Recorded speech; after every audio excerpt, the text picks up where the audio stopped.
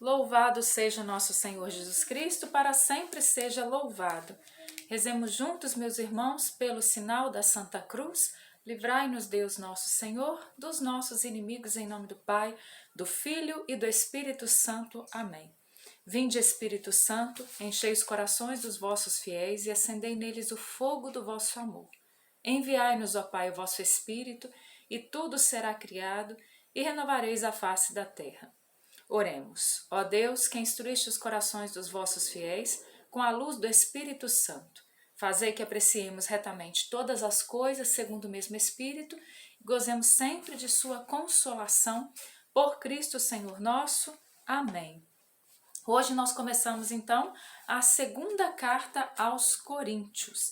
Então nós iniciaremos essa segunda carta de São Paulo aos Coríntios, que vai dizer assim: Paulo, apóstolo de Jesus Cristo, pela vontade de Deus, e o irmão Timóteo, à igreja de Deus que está em Corinto, e a todos os irmãos santos que estão em toda a Acaia. A vós, graça e paz da parte de Deus nosso Pai e da parte do Senhor Jesus Cristo. Bendito seja Deus, o Pai de nosso Senhor Jesus Cristo, o Pai das misericórdias, Deus de toda consolação, que nos conforta em todas as nossas tribulações, para que pela consolação com que nós mesmos somos consolados por Deus, possamos consolar os que estão em qualquer angústia. Então, essa saudação, mais uma vez, maravilhosa de Paulo, né?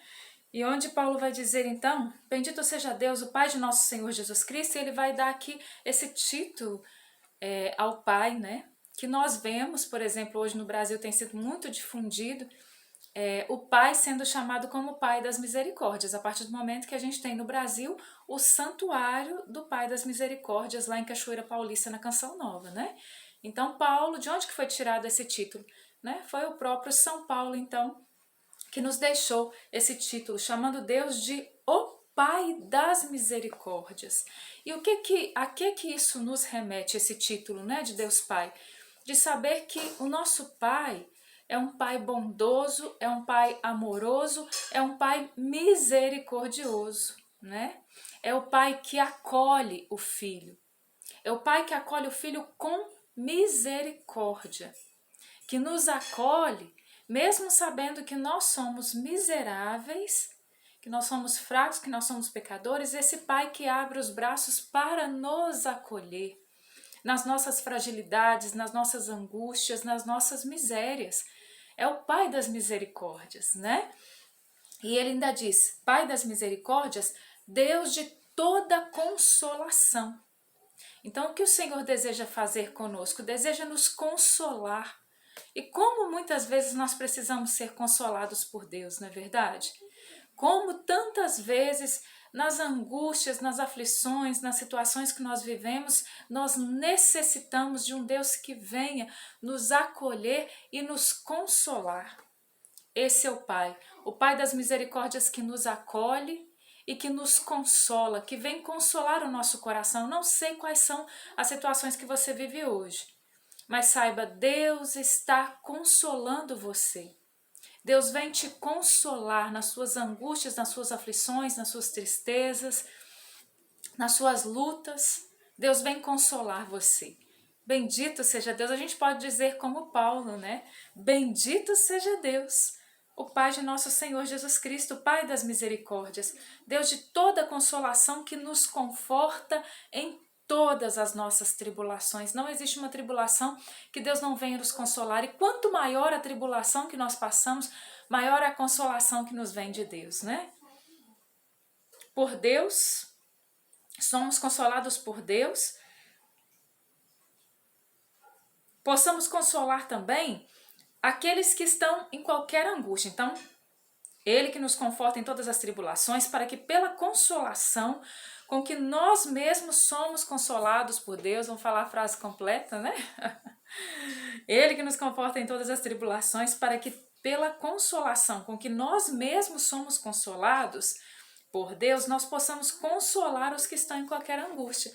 Então, é esse Deus que vem, que nos acolhe com misericórdia e que nos consola. E Paulo vai dizer que, da mesma forma que Deus vem nos consolar, que nós também possamos consolar os outros, né? Que nós saibamos também ser um ombro para o outro, que nós saibamos também consolar o outro, né? Nas tribulações que o outro vive, nas tribulações que o outro passa. Se nós tivéssemos mais essa capacidade de consolar os outros nas suas aflições, o mundo não seria tão pesado, né? O mundo não seria tão difícil de viver se nós aprendêssemos do Pai das Misericórdias a consolarmos, esse Deus de toda consolação, a consolarmos os nossos irmãos, a nos consolarmos uns aos outros, né? Conforme a necessidade de cada um. A vida seria bem mais leve, né?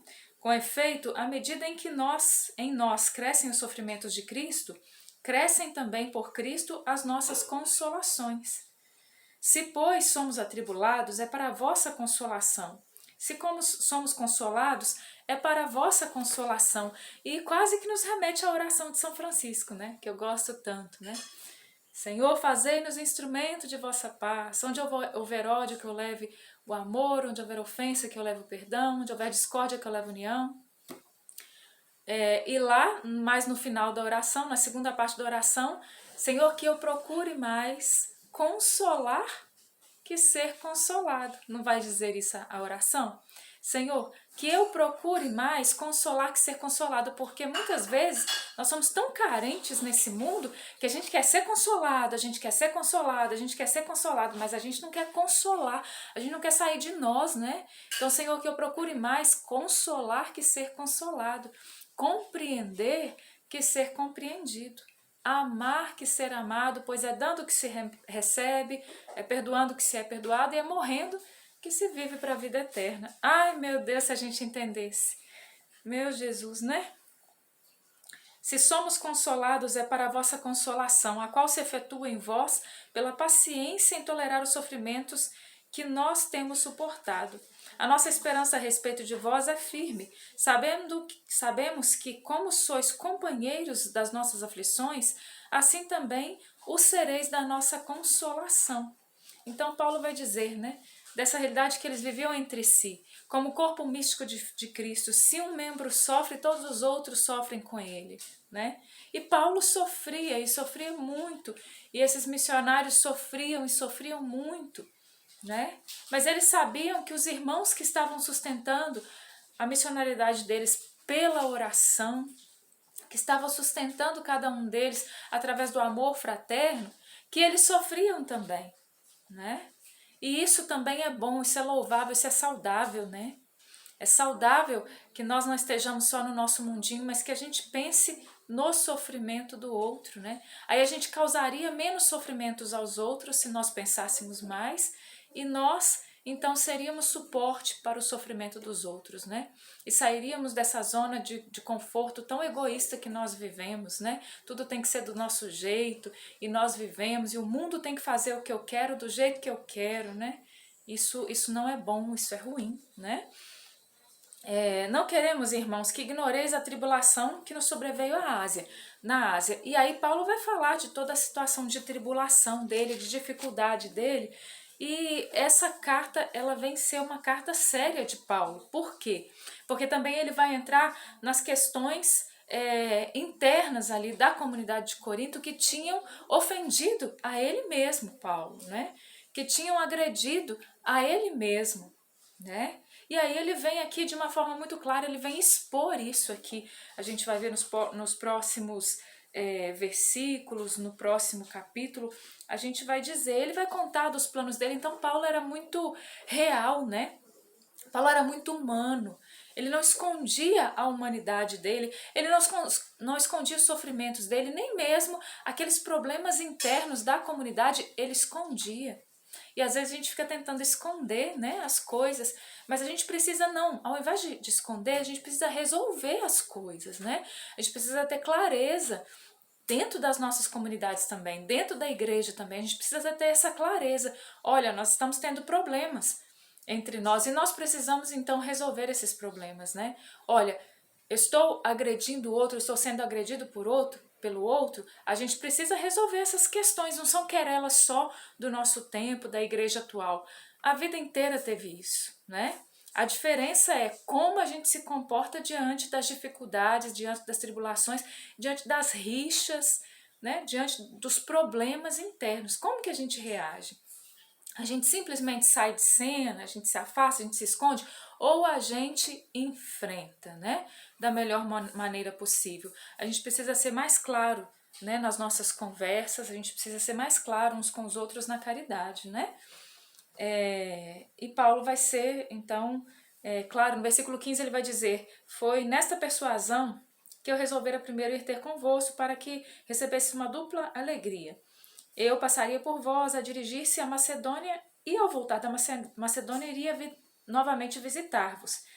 E de lá seria por vós conduzido à Judéia. Então ele vai traçando aqui um plano que ele gostaria que acontecesse, né? Formando esse plano, terei uso da leviandade? Ele vai questionar. Ou puramente humanas as resoluções que eu tomo, de modo que haja em mim um sim e um não. Deus é testemunha de que quando vos dirijo a palavra, não existe um sim e depois um não. O Filho de Deus, Jesus Cristo, que nós, Silvano, Timóteo e eu vos temos anunciado, não foi sim e depois não, mas foi sempre sim. Então, a gente não pode ter essa duplicidade, né? Nós não podemos ser homens, mulheres, dúbios, né? De duplicidade, uma dupla palavra, de um duplo comportamento, não. Não pode ser assim, não deve ser assim. Porque todas as promessas de Deus são sim em Jesus Cristo. Por isso é por Ele que nós dizemos amém. Glória a Deus. Amém, a glória de Deus. Ora, quem nos confirma a nós e a vós em Cristo e nos consagrou é Deus. Ele nos marcou com seu selo e deu aos nossos corações o penhor do Espírito, né? Então nós fomos selados com o Espírito Santo. Nós precisamos ter consciência disso e agir conforme essa graça que Deus nos deu, né? Aí ele vai dizer: invoco a Deus por testemunha, juro por minha vida que foi para vos poupar que não voltei a Corinto. Não porque pretendamos dominar a vossa fé, queremos apenas contribuir para a alegria, porque quanto à fé estáis firmes. Aí ele vai explicar no capítulo 2: eu decidi, pois, comigo mesmo, não tornar a visitar-vos para não vos contristar, para não entristecer. Porque se eu vos entristeço, como poderia esperar alegria daqueles que por mim foram entristecidos? Se vos escrever essas coisas, foi para que quando eu chegar não sinta tristeza, precisamente da parte dos que me deviam alegrar. Confio em todos vós que a minha alegria seja a de todos. Foi uma grande aflição, com o coração despedaçado e em lágrimas nos olhos que vos escrevi, não com o propósito de vos contristar, mas para vos fazer conhecer o amor todo particular que vos tenho. Então Paulo vai dizer desse amor, o que fez Paulo escrever com lágrimas nos olhos, com tristeza, vivenciando essa tristeza por causa, como eu disse, daquelas querelas, daquelas situações. Na verdade, não é porque ele desprezava a comunidade, não, mas é justamente por causa do amor. Não é verdade que quanto mais a gente ama, mais a gente tem a capacidade de sofrer? Quando alguém que a gente não ama faz algo contra nós, a gente não se importa muito não. Mas quando alguém que a gente ama faz algo contra nós, nosso sofrimento é grande. Por quê? Porque é o amor que existe em nós que nos leva a sofrermos quando isso acontece. E é o que Paulo estava falando. Se alguém causou tristeza, não me contristou a mim, mas de certo modo, para não exagerar, a todos vós. Né? Então, Paulo vai dizer: aquele que me entristeceu, aquele que fez algo, fez a mim, mas fez também a todos vós. E aí a gente entra nessa perspectiva mesmo de sofrer com o outro, né? Se tem um membro sofrendo, se houve uma situação dentro da comunidade que gerou ali um problema, aquilo precisa causar sofrimento, dor em todos nós. Nós não podemos ser indiferentes com as situações que nós enfrentamos, né? Dentro da nossa casa, da nossa família, da nossa comunidade. A gente não pode ser indiferente, né? Mas aí ele vem falar do perdão: assim deveis agora perdoar-lhe e consolá-lo para que não... Lá no versículo 6 ele vai ser específico, vai dizer: basta a esse homem o castigo que a maioria de vós lhe infligiu, ou seja, ele foi castigado, esse que causou essa situação. Assim deveis agora perdoar-lhe e consolá-lo, para que não sucumba por demasia tristeza. Né? Então Paulo vai dizer assim: olha, é necessário ter uma correção, mas não vamos corrigir aquele que fez algo, né, errado aqui dentro da comunidade e ali em relação ao próprio Paulo, de uma forma tão demasiada, tão extrema, que ele venha a sucumbir de tristeza, né? E aí Paulo entra também em misericórdia, né? Com o tema da misericórdia dentro dessa situação. Versículo 14, mas graças sejam dadas a Deus que nos concede sempre... A página grudou, gente. Mas graças sejam dadas a Jesus Cristo, a Deus, que sempre nos concede triunfar em Cristo e que por nosso meio difunde o perfume de seu conhecimento em todo lugar. Olha que maravilha, ele vai terminando esse capítulo 2. Somos para Deus o perfume de Cristo, entre os que se salvam e entre os que se perdem. Para estes, na verdade, ou seja, aqueles que se perdem, odor de morte, e que dá a morte. Para os primeiros, porém, odor de vida e que dá a vida, né? E qual homem capaz de tal obra? É que, de fato, não somos, como tantos outros, falsificadores da palavra de Deus, mas é na sua integridade, tal como procede de Deus, que nós a pregamos em Cristo sob os olhares de Deus. O que isso quer dizer? O que Paulo estava falando com isso aqui? Eu sou odor de vida para uns, odor de morte para outros, e quando eu prego a palavra de Deus com integridade, essa palavra ela vai ser odor de vida para aqueles que se salvam, mas para aqueles que estão rejeitando a palavra vai ser um odor de morte, né? Porque a palavra pode gerar vida para quem vai aderindo a essa palavra. Mas a palavra pode apontar que você está num caminho de morte para você que muitas vezes, para aquele que muitas vezes que não quer aderir a essa palavra. Mas Paulo em nenhum momento ele diz que nós temos que adequar a palavra àquilo que se passa na cabeça do povo, aquilo que se passa na mente do coletivo. Paulo nunca vai dizer isso. Então nós temos que tomar cuidado. Eu não quero ser sempre odor de vida, sempre cheiroso para quem me cheira, não. Já ouviu falar, fulano não é flor que se cheira, não é? Por quê? Porque eu não vou ficar maquiando o evangelho, eu falo isso várias vezes. Então, por exemplo, estava pensando isso ontem, né? Tava até rindo, porque Paulo era sanguíneo, né? E eu também sou sanguínea, né? Aí eu falei, meu Deus do céu, eu fico lendo Paulo sanguíneo, com o jeito sanguíneo dele de escrever, com o jeito sanguíneo dele de evangelizar. Aí eu leio e vou fazer um vídeo. Eu sanguínea falando do jeito de dizer do outro sanguíneo, né? Aí tem gente que nessa hora, se não quer aceitar a palavra de Deus, quer viver uma vida mais ou menos, e aí me escuta com a minha personalidade, juntando aqui com a personalidade de Paulo, que é a mesma, a pessoa fica apavorada, fica em pânico, vai ser odor de morte mesmo, né? Então, assim, Deus age conforme a nossa personalidade, mas essa forma veemente de Paulo dizer, de Paulo expor, e que também muitas vezes eu trago dessa forma veemente, ela muitas vezes também é necessária. Dentro de cada realidade, de cada jeito de cada um evangelizar, né? Mas às vezes a pessoa pode escutar, por exemplo, um vídeo desse e ficar para morrer comigo, né? Ficar com vontade de me enforcar. Jarlene, que exagero, que não sei o que, não quero saber disso não, deixa eu levar minha vida do jeito que eu quiser, né? Claro, cada um tem liberdade de levar a vida do jeito que quiser. Mas não vamos buscar um evangelho falso, um evangelho maquiado, um evangelho que se adeque à nossa vida. Mas sejamos sinceros, né? Vivamos conforme a graça de Deus e preguemos conforme o que a palavra de Deus diz e não outra coisa, né? Porque Paulo vai dizer, não somos falsificadores da palavra de Deus. Então você que assiste esse vídeo, né, e que evangeliza outros e que fala de Deus para outros, não falsifique a palavra de Deus. Né? Em nome de Jesus, que essa palavra não seja falsificada, mas que ela seja vivida na totalidade, que ela seja pregada com verdade. E que o Senhor nos ajude, né, a viver a justa medida da palavra de Deus e a pregar a justa medida da palavra de Deus, não para a perdição dos homens, mas pelo contrário, para a salvação de todas as criaturas humanas. Pai nosso que estais no céu, santificado seja o vosso nome, venha a nós o vosso reino, seja feita a vossa vontade, assim na terra como no céu. O pão nosso de cada dia nos dai hoje, perdoai-nos as nossas ofensas, assim como nós perdoamos a quem nos tem ofendido. Não nos deixeis cair em tentação, mas livrai-nos do mal. Amém. Ave Maria, cheia de graça, o Senhor é convosco.